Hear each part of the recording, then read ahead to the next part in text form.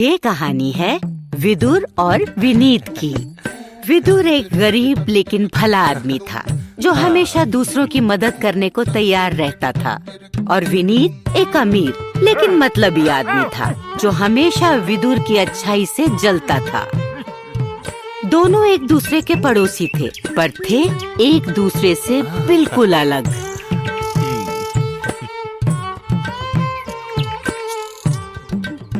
अरे आओ आओ, आ जाओ आ जाओ। आजकल बहुत गर्मी है, दाने पानी के बाद किसी घने पेड़ पर सो जाना।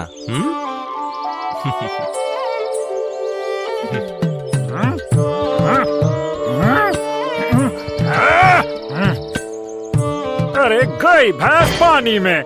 यार तुम रोज इन कबूतर, चिड़ियों और कौवों को इकट्ठा कर लेते हो। अरे ये देखो, यहाँ मेरे आंगन को इन्होंने शौचालय बनाया हुआ है। खाते वहाँ हैं और जाते यहाँ हैं। अरे ये तुम्हारे बगीचे में लगे पेड़ पर रहते हैं ना, इसीलिए। किसी दिन ना मैं ये पेड़ ही कटवा दूंगा। ऊपर वाले के नाम पे कुछ दे दो बेटा, बदले में ऊपर वाला तुमको भी कुछ देगा।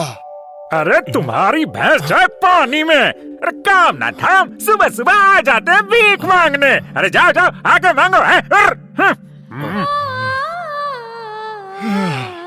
ऊपर वाला तुम्हारा भला करे। ऊपर वाले के नाम पे कुछ दे दो बेटा। ये लीजिए बाबा, आज काफी दिनों बाद आए। हाँ बेटा, बीमार हो गया था।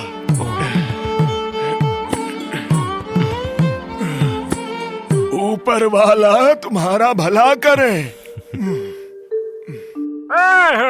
अनाज तो ऐसे बांट रहे हो जैसे कहीं के राजा हो।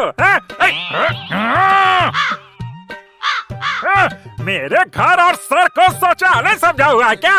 अरे तुम्हारी भैंस जो पानी में।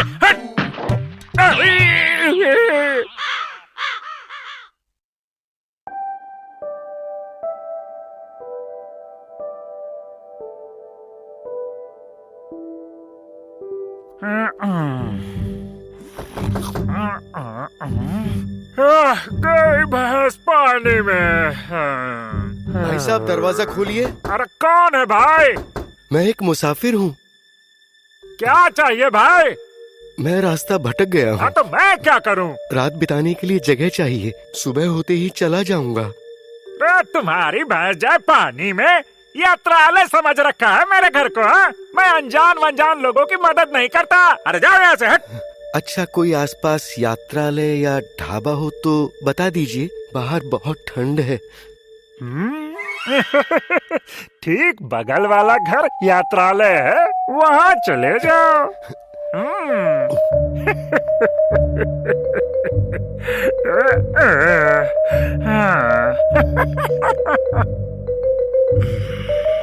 कोई है?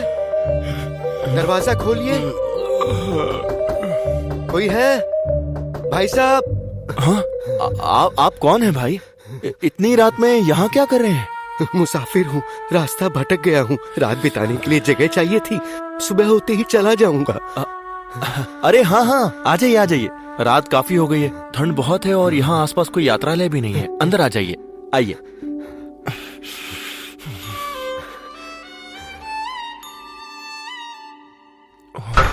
बैठिए ना, मैं आपके लिए पानी लाता हूँ। बगल के घर वाले ने कहा ये यात्रालय है। विनीत ने? वो भी ना।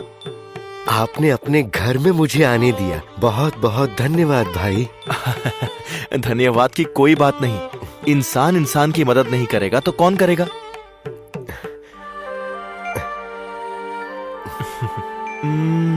अच्छा ये बताइए, आपको भूख लगी है? आप कष्ट ना करें। भूख तो बहुत जोर की लगी है ना? आप बैठिए, मैं थाली लगाता हूँ। विदुर के यात्रालय में आपका स्वागत है। विदुर ने आदर के साथ न सिर्फ उस मुसाफिर को खाना खिलाया, बल्कि सोने के लिए अपना बिस्तर भी दिया और खुद चटाई पर सो गया।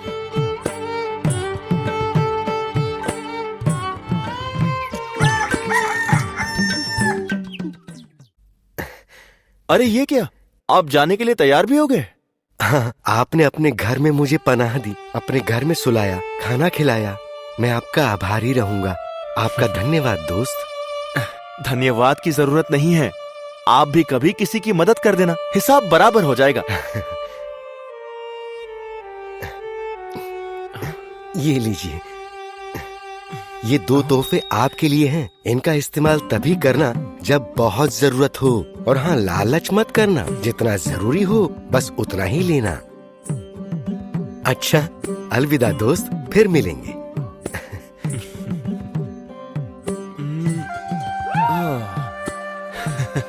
लगता है मुसाफिर मजाक कर रहा था। ये कपड़ा पसीना पोंछने और ये जग पानी भर के पीने के अलावा मेरे क्या काम आएगा? विदुर उस कपड़े और जग को घर के एक कोने में रखकर भूल भी गया। वो साल विदुर के लिए बहुत कठिन था। उसकी फसल अच्छी नहीं हुई, कोई कमाई नहीं हुई, और धीरे धीरे जमा किए पैसे भी खत्म हो गए। तो उसने सोचा कि क्यों ना शहर जाकर नौकरी ही की जाए। वो तैयार होके शहर जाने को हुआ तो बाहर कड़ी धूप थी। विदुर ने सोचा सर ढकने के लिए कोई कपड़ा ही ले लिया जाए। तो वापस घर के अंदर आकर विदुर कपड़ा ढूंढने लगा। तभी उसे दिखा। कहाँ रख दिया वो कपड़ा? ओह, ये रहा। अरे इस पर तो बहुत धूल है।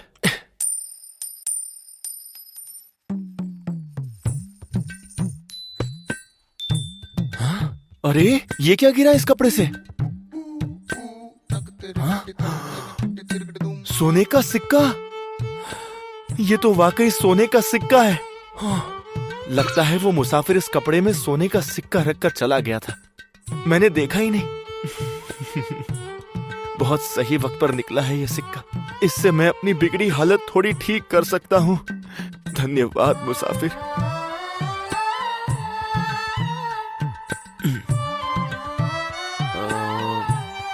घर का सामान और चिड़ियों के लिए दाने ले लिए। अब हाँ, पूरी हलवा। भाई, एक पूरी हलवा बांध देना। बहुत भूख लगी है साहब। एक पूरी हलवा इनके लिए भी देना।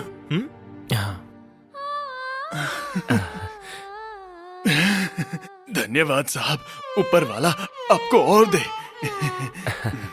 शुक्रिया।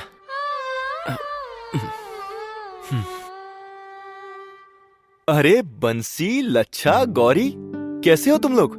आओ आओ, अंदर आओ। हम जानते हैं बाबू कि इस साल आपका फसल का बहुत नुकसान हो गया।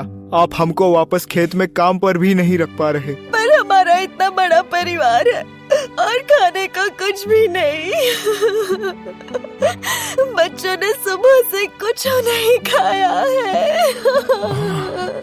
अगर आप हमारा कुछ मदद कर देते तो। तुम लोग ये रखो, कुछ खाने का सामान है, और यहीं रुकना, मैं बस अभी आया, ठीक है?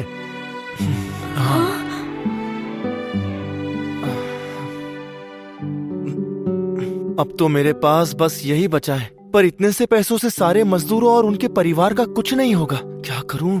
हाँ, हाँ?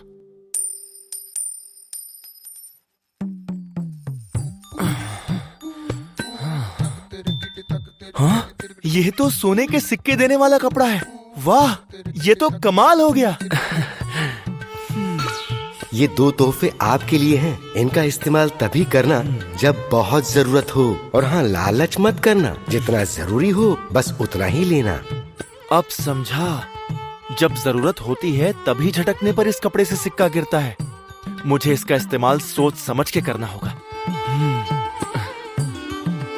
चलो बाजार, मैं तुम्हें हफ्ते भर के खाने का सामान दिला देता हूँ, ठीक है? चलिए, और कल सुबह से सब वापस काम पर आ जाओ। कल से फिर हम खेत पर काम शुरू करेंगे। ठीक है बाबू, इस बार हम और ज्यादा मेहनत करेंगे। बाकियों को भी बता देना। आपका बहुत धन्यवाद बाबू। विदुर ने उस कपड़े से निकलने वाले सिक्कों का सही इस्तेमाल किया। अपने खेतों में ज्यादा से ज्यादा मजदूर रखे ताकि उनका और उनके परिवारों का पालन पोषण हो सके, और उसने हर जरूरतमंद की मदद भी की। जिससे वो पूरे गांव में मशहूर हो गया। धीरे धीरे विदुर का काम बहुत बढ़ गया और वो धनवान हो गया। अपनी मेहनत से सिर्फ मुफ्त के सिक्कों से नहीं, पर विदुर की दौलत और शोहरत देखकर उसका पड़ोसी विनीत जल भूनकर कोयला हो गया। उसकी भैंस गई पानी में। वाह!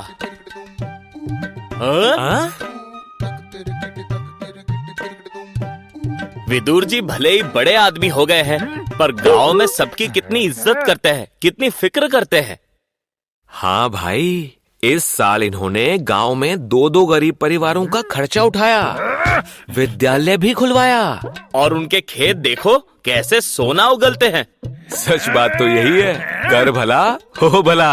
अरे तुम्हारी भैंस जाए पानी में, भागो यहाँ से। क्या खड़े खड़े घर का घूर रहे हो? कोई और काम धंधा नहीं है क्या? अरे ये आदमी है या गधा, देखो तो कैसे चिल्ला रहा है। अरे कोई मूर्ख लगता है। चलो यहाँ से।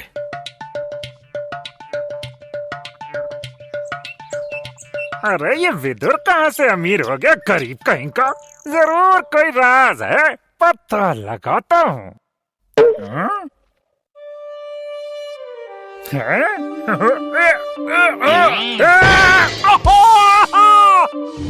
अरे गई भैंस पानी में। अरे कोई सुन लेगा।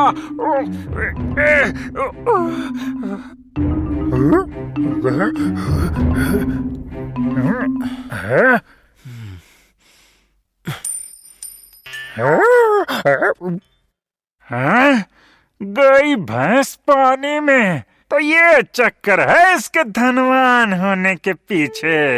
अच्छा बच्चू।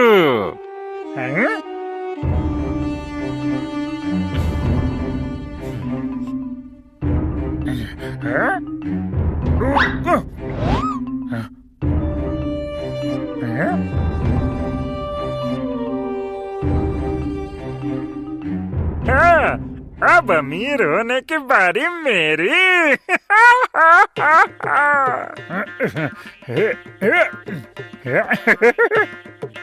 मर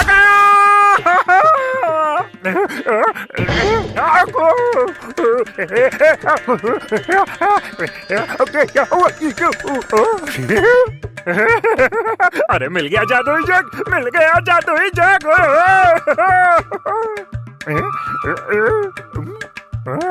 ये क्या? अरे निकल सोने के सिक्के, निकल निकल निकल, अरे निकल। लगता है चतुर विदुर सारा कपड़ा खाली कर गया। हो सकता है कि कल तक ये कपड़ा फिर सोने के सिक्के से भर जाए और ये जग पूरा लबालब सोने चांदी के जवाहरातों से भर जाए। इन्हें मैं ले जाता हूँ।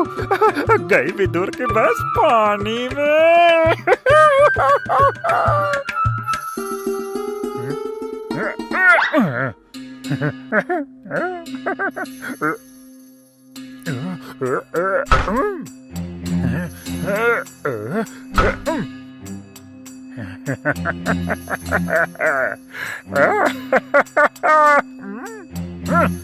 तुम हटो, हट।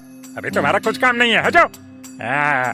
तुम आओ, देखे तुम्हारे अंदर क्या है मेरे लिए।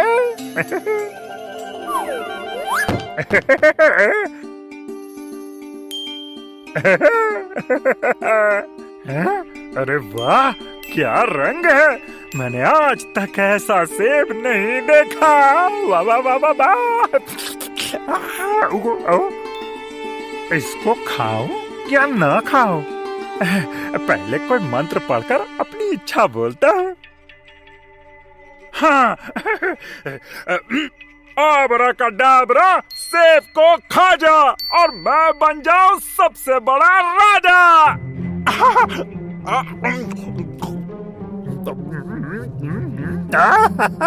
अरे वाह वाह वाह, क्या स्वाद है। अब मैं बनने जा रहा हूँ सबसे बड़ा राजा।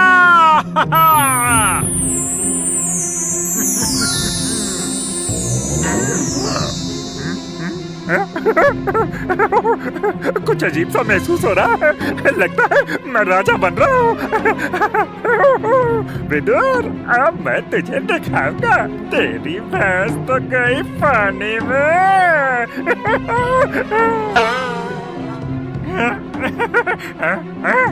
पूछ, राजा की पूछ होती है। अरे अरे ये क्या? अरे कई बास पानी में। राजा, अरे नहीं नहीं, मैं तो गधा।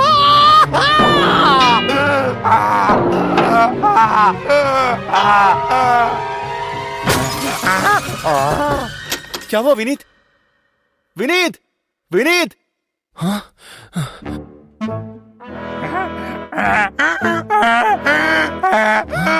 विनीत के घर में ये बेचारा गधा क्यों बंद है? और विनीत कहाँ गया?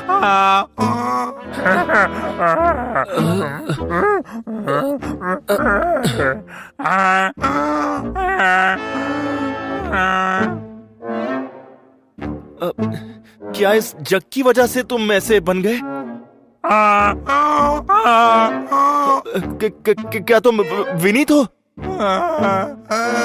हाँ?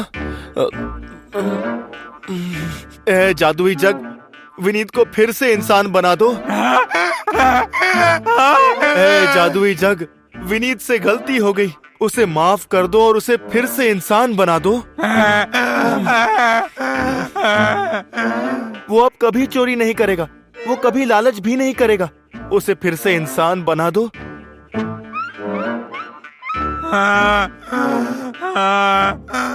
विदुर के लाख कोशिश करने पर भी विनीत गधे से वापस इंसान नहीं बना। अब कोई चारा नहीं था, पर विदुर ने ना विनीत से चोरी के बारे में कुछ कहा, ना ही उसका साथ छोड़ा। विदुर एक रहमदिल इंसान था। वो विनीत गधे को अपने घर ले आया। वो उसे अपने साथ ही रखता, खाना देता, पानी देता, सोने के लिए अच्छा बिस्तर देता, उसके साथ प्यार से बात भी करता, उसका ध्यान रखता। विनीत गधे को धीरे धीरे ये समझ आने लगा कि जिस विदुर से वो जलता था, अगर वो विदुर ही ना होता तो आज उसकी क्या बुरी हालत होती। वो किसी खेत में गधा बना हुआ सामान ढो रहा होता शायद। ऐसे ऐसे कई महीने गुजर गए और फिर एक दिन अचानक विदुर को वो मुसाफिर फिर से दिखाई दिया। भाई नमस्कार, मुझे पहचाना? अरे मित्र, बिल्कुल, मैं आपको कैसे भूल सकता हूँ। मैं भी आपको नहीं भूल सकता। कृपया आप मेरे घर चलिए, मुझे आपसे कुछ बेहद जरूरी काम है। आपकी बात को मैं कभी मना नहीं कर सकता। चलिए चलते हैं। आप मेरे पड़ोसी विनीत को कुछ भी करके फिर से इंसान बना दीजिए।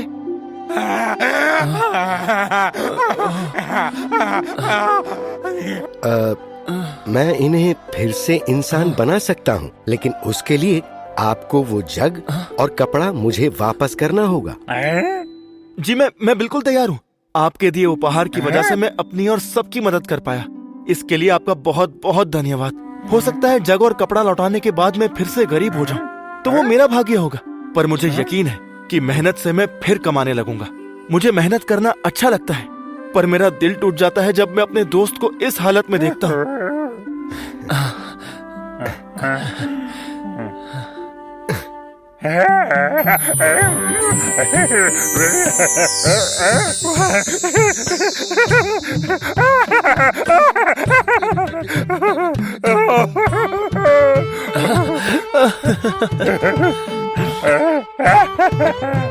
भाई, मैं तुम्हारा ये एहसान कैसे उतारूंगा?